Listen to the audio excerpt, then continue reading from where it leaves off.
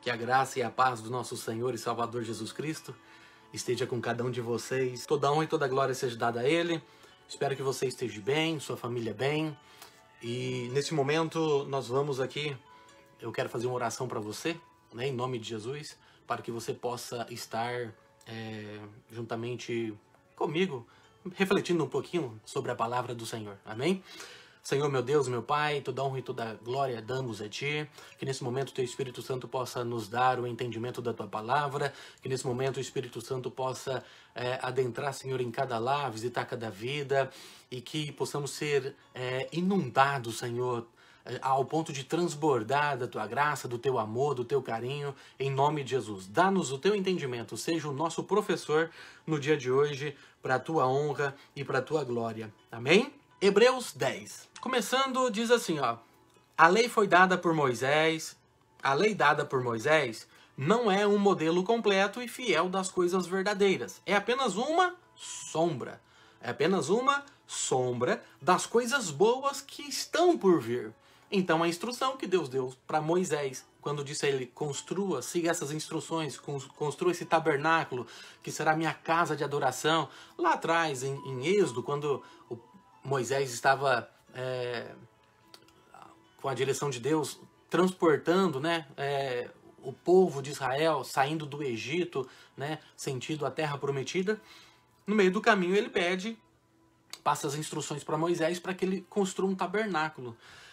E esse tabernáculo, que posteriormente é o mesmo modelo construído por Salomão, né? Aí depois o templo foi destruído quando o povo foi levado cativo, mas na volta do cativeiro, né, foi reconstruído o templo, os muros, né, da cidade.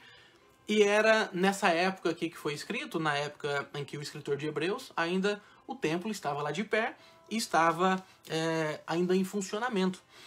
E aqui, né, então, toda essa instrução que Deus deu para Moisés era apenas o quê? Uma sombra, apenas um modelo, não era completo, mas sim somente uma sombra daquilo que estava por vir.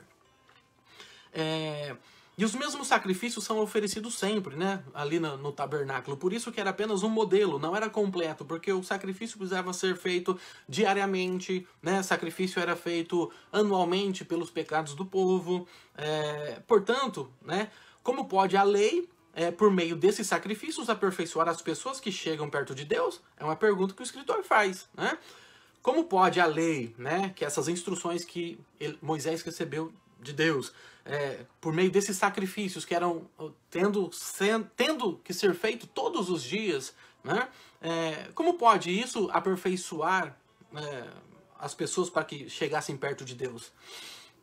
Se as pessoas que adoravam, né, a Deus tivessem sido purificados pelos seus pecados através desses sacrifícios, né, não se sentiria mais culpas nenhum pelos seus pecados, né? E todos os sacrifícios terminariam, se fosse tão eficiente assim, né? Em vez disso, esses sacrifícios realizados ano após ano servem para fazer com que as pessoas lembrem de seus pecados. Então, as instruções que Deus deu para Moisés era somente temporário, mas precisava ser, toda vez que a pessoa desagradava a Deus, né, era preciso fazer um sacrifício, né, de um derramamento de sangue dos animais. E então isso não é que os livrava da culpa, mas era uma forma de lembrá-los que eles estavam em pecados, né, em desobediência a Deus. Mas todos os sacrifícios terminariam se fosse pleno, né, o sacrifício fosse perfeito.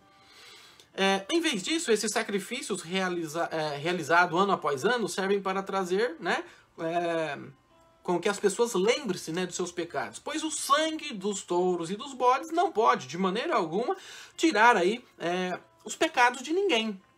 Então, isso era a comparação que o escritor de Hebreus estava fazendo. Porque Cristo disse, ao entrar no mundo, ele disse assim, né? Vamos lá, versículo 5. Tu, ó Deus, não queres animais oferecidos em sacrifício nem ofertas de cereais, mas preparaste um corpo para mim. Não te agrades as ofertas de animais queimados inteiros no altar, nem os sacrifícios oferecidos para tirar os pecados. Então disse eu, né, Jesus falando, estou aqui, ó Deus, venho fazer a tua vontade, assim como está escrito a respeito de mim no livro da lei. Aí o escritor dá essa explicação. Por que Jesus disse isso? Primeiro, ele disse, tu não queres sacrifícios e ofertas de animais. E não te agradam as ofertas de animais queimados inteiros no altar, nem os sacrifícios oferecidos para tirar o pecado. Deus não se agradava daquilo, mas a única maneira que Deus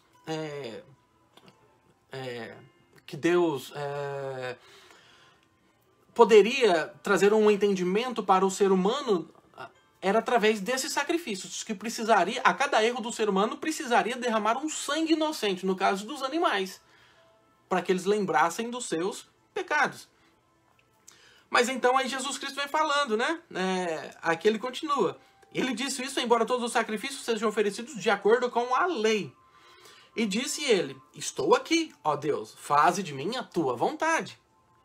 Assim Deus acabou com todos os antigos sacrifícios e pôs no lugar deles os sacrifícios de Cristo. Então, por isso que ele começa dizendo que aquela proposta inicial com Moisés era somente uma sombra, mas não era a perfeição. Mas essa perfeição se daria em Cristo Jesus, né? Que no caso aqui está bem explicado aqui, né, no decorrer dos versículos. Porque Cristo fez o que Deus quis, nós somos purificados do pecado pela oferta que ele fez, uma vez por todas, pelo seu próprio corpo. Então, o sacrifício de Jesus, aqui está a ideia, né, inicial aqui em Hebreus 10, era falar com que, trazer à mente das pessoas que o que Jesus fez foi de uma vez por todas, que não seria necessário continuar com os sacrifícios, né, mas que ele tinha feito o sacrifício completo, né, a obra completa da redenção do ser humano. Ele continua, todo judeu, todo sacerdote, né, da época cumpre todos os dias os seus deveres religiosos e oferece muitas vezes os mesmos sacrifícios, mas esses nunca poderão tirar o pecado. Porém, Cristo ofereceu um só sacrifício para tirar o pecado, uma oferta que vale para sempre, e depois sentou-se ao lado direito de Deus. Ali Jesus está esperando até que Deus ponha os seus inimigos debaixo do estrado de seus pés. Assim como um só sacrifício, ele aperfeiçoou para sempre os que são purificados do pecado. Então veja bem, acho que aqui ficou bem claro que a proposta de Deus, né, no sacrifício de Jesus. Por que Jesus precisou morrer numa cruz? Estamos na véspera de Natal, onde que celebra o nascimento de Cristo Jesus. O nascimento do Salvador. É uma data simbólica? Sim, é uma data simbólica, né? Representando o nascimento dele. Para esse propósito, qual propósito? De salvar a humanidade, de se oferecer o seu sacrifício vivo, né? De oferecer a si mesmo como um sacrifício, de uma vez por todas, um sacrifício perfeito, para que os pecados do ser humano fossem, através desse único sacrifício, perdoados. E que não necessitaria de outros sacrifícios. O sacrifício de Jesus é o suficiente para nos livrar do pecado, para receber o perdão de Deus de uma vez por todas. E o Espírito Santo também nos dá o seu testemunho sobre isso, né? Primeiro, ele diz, quando esse tempo chegar, diz o Senhor, eu farei com que o povo de Israel, né, o meu povo, esta aliança. Qual aliança? Porei as minhas leis no seu coração e na mente deles as escreverei. Então aqui está nos dando a entender o objetivo do Espírito Santo. Jesus, ele disse assim, antes mesmo de ressuscitar, que ele precisaria subir aos céus, né, para finalizar, né, concluir esse sacrifício, precisaria subir aos céus para que o Espírito Santo viesse. O Espírito da verdade é o Espírito Consolador, aquele que nos mostraria o caminho, aquele que nos daria a direção. Então, um dos objetivos do Espírito Santo é justamente esse, né? Colocar o quê? Os princípios de Deus em nosso coração e manter a nossa mente, né, como se fosse a mente de Cristo. Depois ele diz, né, não lembrarei mais dos seus pecados nem das suas maldades. Né? Todo aquele que aceita Jesus como seu Senhor e Salvador, né, que tem Jesus como o seu, que crê no sacrifício de Jesus na cruz, que perdoa os pecados, né, ele está aqui. Não lembrarei mais dos seus pecados. Coisa que a lei, né, que ali, aqueles sacrifícios que eram feitos através das ordens dadas por Moisés, não era o suficiente. Mas esse daqui é. Em nome de Jesus, receba essa palavra no seu coração. Então veja bem, versículo 18. Assim, quando os pecados são perdoados, já não há mais necessidade de oferta para tirá-los esses pecados. Né? Entendeu? Então, os sacrifícios do Velho Testamento, né, que você vai ver na Bíblia, aqueles sacrifícios, era para lembrar o quanto éramos pecadores. Mas agora, esse sacrifício de Jesus, né, um único sacrifício perfeito, né, temos aí a ajuda do Espírito Santo para nos trazer à memória que somos perdoados, que ele não lembra mais dos nossos pecados e nem das nossas maldades. E quando os pecados são perdoados, não há mais necessidade de sacrifícios para isso, porque o sacrifício de Cristo foi completo, foi pleno, né? Isso, o que acontece? Isso abriu uma porta nos céus para nós, uma porta espiritual para chegarmos a Deus novamente. Porque o sacrifício, né, oferecido outra hora pela lei, através dos sacrifícios de animais, só era com a função de lembrarmos que éramos pecadores. Errou, desagradou a Deus, precisava fazer um sacrifício. Hoje, continua errando. O ser humano continua errando, mas não é necessário fazer um sacrifício. Por quê? Porque o sacrifício de Jesus abriu os céus para nós, abriu um portal nos céus e temos livre acesso a Deus. E através de Cristo Jesus podemos, e está aí a função do Espírito Santo, é nos mostrar, né, através desse sentimento que ele coloca em nós, dos princípios de Deus que coloca no nosso coração e na nossa mente, que erramos e precisamos nos arrepender desse pecado. Entendeu? Então vamos lá. Versículo 19. Por isso, irmãos, por causa da morte de Cristo na cruz, nós temos completa liberdade para entrar no lugar santíssimo. O que é o lugar santíssimo? A repartição do que Deus pediu para Moisés era 3 partes. Né? O lugar chamado átrio, o lugar santo e o lugar santíssimo. O lugar átrio, as pessoas podiam passar por ali, né? O lugar santo, os sacerdotes trabalhavam ali, e o lugar santíssimo, somente o sumo sacerdote podia entrar lá, e era uma vez por ano, para oferecer um sacrifício pelo povo. Primeiro para si mesmo, depois para o povo. Mas quando Jesus Cristo consumiu a completude desse sacrifício, né, dessa obra redentora, temos o quê? Livre acesso, completa liberdade de ter esse acesso ao lugar santíssimo. Que significa o quê? A presença de Deus. Então hoje temos o privilégio e a oportunidade, a honra de ter livre acesso a Deus, porque Jesus abriu esse caminho. Aí, assim, por meio da cortina, isto é, por meio do seu próprio corpo, ele nos abriu um caminho vivo e novo. Olha que forte isso. Qual era a divisória do lugar santo para o lugar santíssimo? Era uma cortina. Não uma cortina fina, como essas, né, essa que está aqui atrás aqui. Não era de pano. Era grossa, precisava de... Era grossa e pesada, entende? Isso fazia a divisória. E aqui ele faz essa comparação, que essa cortina, por meio dessa cortina, que foi rasgada, simbolizando o corpo de Cristo que foi rasgado, né? Que foi dilacerado, ele abriu um novo caminho e vivo. Então veja bem, aqui entra uma revelação muito bacana e importante. Esse sacrifício de Jesus, além de nos dar de perdoar os nossos pecados, ele também abre um novo caminho para nós. Temos um novo caminho, um caminho que nos leva ao céu, um caminho vivo.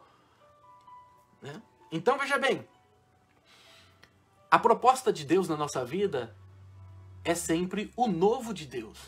Jesus Cristo veio e abriu esse novo caminho. Estamos finalizando um ano que foi difícil, né? De modo geral, para o mundo todo, mas em Cristo Jesus nós temos um novo caminho. Isso é, uma nova esperança. Temos uma nova oportunidade para recomeçar. Em Cristo temos essa oportunidade de recomeçar dia após dia.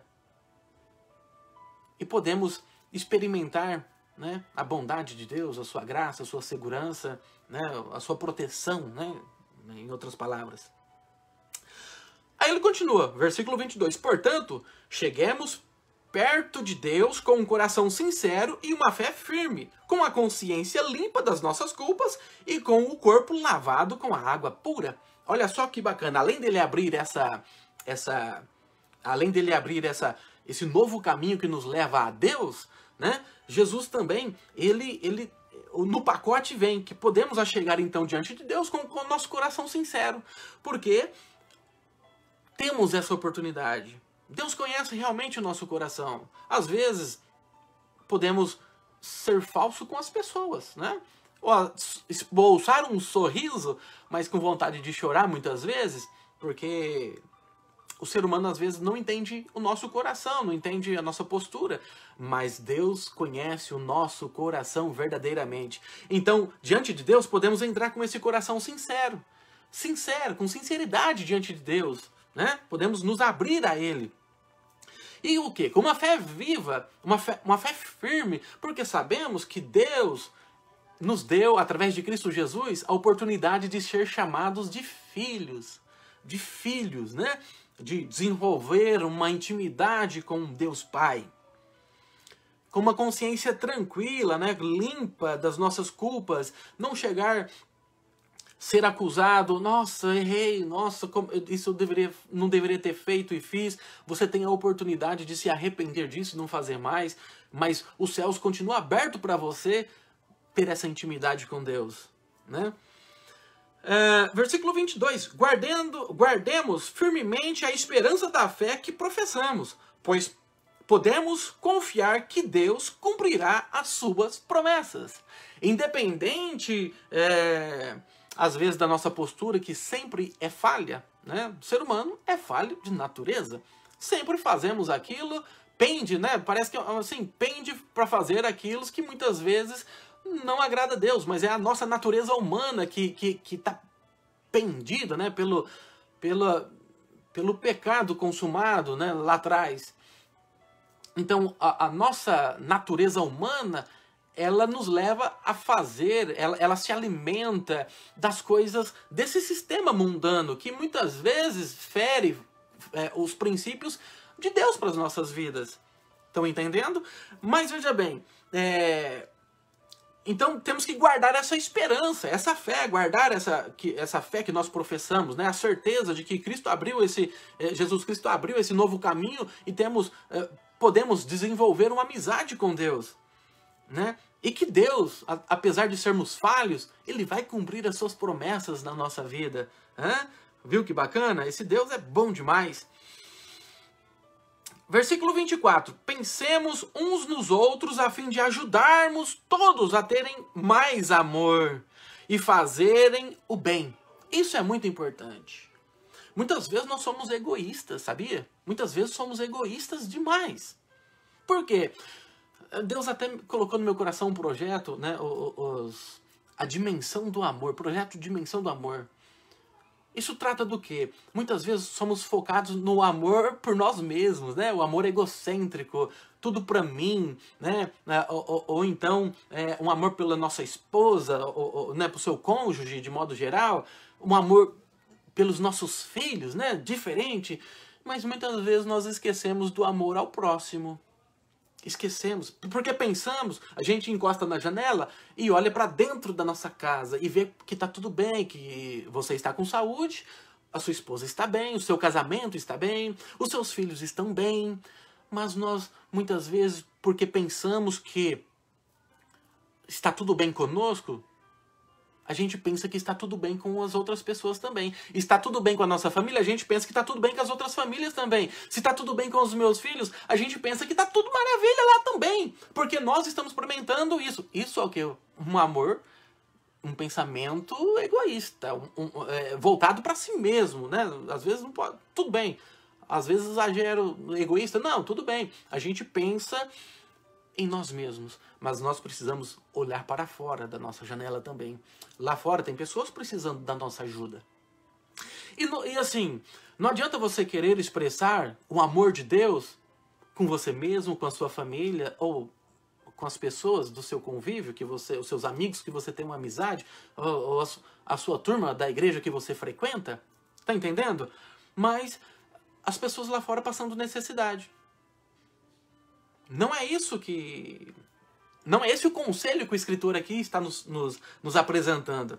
Ele está falando para a gente animarmos uns aos outros, compartilhar dessa fé, dessa esperança uns aos outros, e ainda mais, né,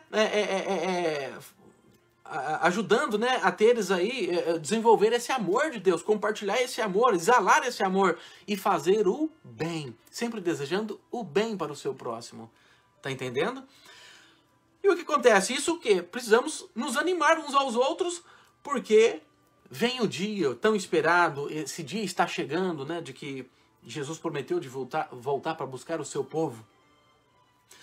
Pois se continuarmos a pecar de propósito, depois de conhecer a verdade, já não há mais sacrifício que possa tirar os nossos pecados. Concorda? Porque se Cristo fez um único sacrifício e temos livre acesso, e o Espírito Santo é quem coloca em nosso coração esse princípio. A gente sabe que está errado, a gente sabe que precisa melhorar, a gente sabe que não precisa, que nós como eu posso explicar de uma forma melhor? Você conheceu a verdade, certo? Você conheceu a verdade. O amor de Deus abundou teu coração. Você experimenta do amor de Deus. Mas aí você continua fazendo aquilo que você sabe que vai ferir as outras pessoas. Ou coisas que não vão agradar a Deus. Então, é isso que ele está querendo dizer. O que você faz de errado, de propósito, sabendo que é errado, aí já fica difícil. Não há sacrifício para isso, porque Cristo já fez esse sacrifício por você. Mas você continua fazendo. Antigamente, errou, era um sacrifício que se fazia. Agora não. O sacrifício já foi feito. Mas se você continuar no erro, o que Deus poderá fazer por ti? O que ele tinha de mais precioso, ele fez. Então o que acontece? Já não há mais sacrifício que possa tirar, então, os pecados dessa pessoa? Pelo contrário, resta apenas o medo do que acontecerá. O quê? O medo do julgamento e do fogo violento que destruirá os que são contra Deus. Então, aí vem as suas consequências, certo? Quem desobedece à lei de Moisés é condenado sem dó pela lei. Se for julgado culpado depois de ouvir o testemunho de duas pessoas ou menos. Duas pessoas pelo menos, né? Então, o que será que vai acontecer com os que desprezam o amor de Deus, o Filho de Deus, né? Aquele que veio para salvar o mundo? O que vai acontecer com ele então? E considere que como uma coisa sem valor, o sangue da aliança de Deus que nos purifica. Estão entendendo? Estão entendendo aonde que o escritor está querendo chegar? O que poderá fazer para você? O que Deus tinha de mais valioso, de maior valor, apreço, ele entregou para você para que o céu fosse aberto para desenvolver essa amizade, esse relacionamento contigo. Mas se você o rejeitar, o que mais Deus poderá fazer por ti? Se o mais precioso ele já te entregou, ele já fez. Imagine então como será pior ainda o castigo que essa pessoa vai merecer. Isso é forte, hein? Isso é forte. Pois sabemos quem foi quem disse, né? Veja bem, quem foi que disse? Eu me vingarei certamente, acertarei as contas com eles. Né? E quem também disse? O Senhor julgará o seu povo. Que coisa terrível é cair na mão do Deus vivo. Então aqui temos um alerta, né? Deus é amor. A gente escuta muito, né? Deus é o Deus das promessas, que vai cumprir, como está escrito aqui. É um Deus que ama, que perdoa, que restaura, que dá oportunidades.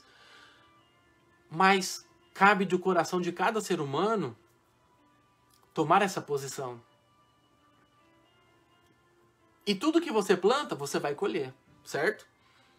Lembre do que aconteceu no passado. Ele vem falando no versículo 32. Naqueles dias, depois que a luz de Deus os iluminou, vocês sofreram por muitas coisas, mas não foram vencidos por essas lutas, né? Você conquistou, você conseguiu a vitória. Alguns foram inusitados e maltratados publicamente, e em outras ocasiões vocês estavam prontos para tomar parte do sofrimento dos que foram tratados assim.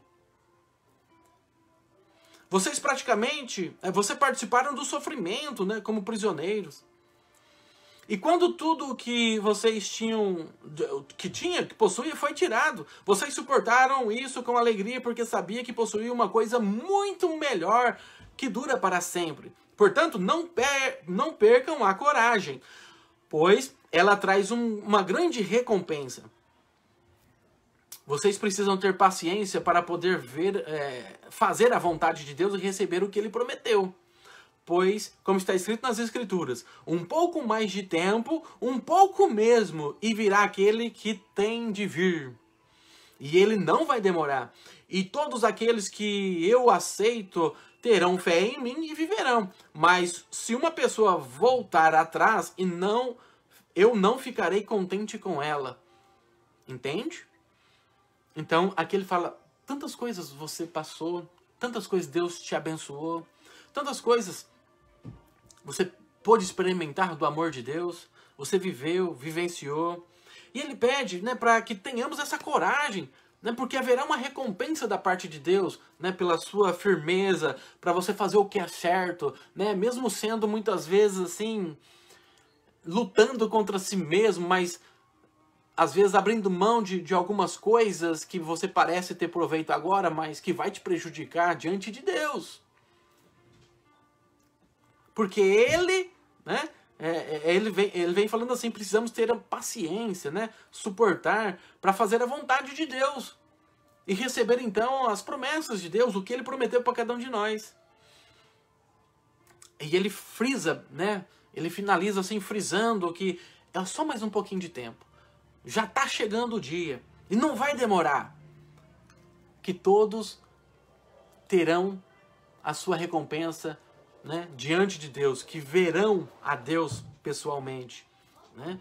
Mas ele, no finalzinho, ainda dá aquela puxada de orelha. Mas Deus não se agrada daqueles que voltam para trás. E finaliza, nós não somos gente que volta atrás e se perde. Pelo contrário, temos fé e somos salvos. Eita, glória a Deus. Nós não somos gente que volta atrás e se perde. Pelo contrário, temos fé e somos salvos. Isso é forte demais. Isso é muito importante. Não podemos voltar para trás. Não podemos voltar para aquela velha vida que outrora vivíamos. Porque Deus nos achou. Não queira você se perder de novo. Não, deixe Deus iluminar o teu caminho. Viva os propósitos de Deus. Teremos aí uma nova oportunidade, né? Um novo ciclo que há de se iniciar com um novo ano, que seja um novo ano diferente para cada um de nós, né? E que possamos viver o que Deus tem para cada um de nós. Não se perca, não se perca, não se iluda, não se iluda. Fica firme diante de Deus e a sua fé fique inabalável para que as promessas de Deus se cumprem na sua vida, que a vontade de Deus seja cumpridas na sua vida e que venhamos alcançar o nosso objetivo, que é a nossa salvação. Amém? Deus abençoe cada um de vocês. Que Deus continue guardando cada um de vocês. Tenha aí uma ceia abençoada. Lembre-se do propósito, né, do Natal, nascimento de Cristo, que veio ao mundo como um propósito. O propósito foi por amor a você, tá bom? Foi por amor a cada um de nós.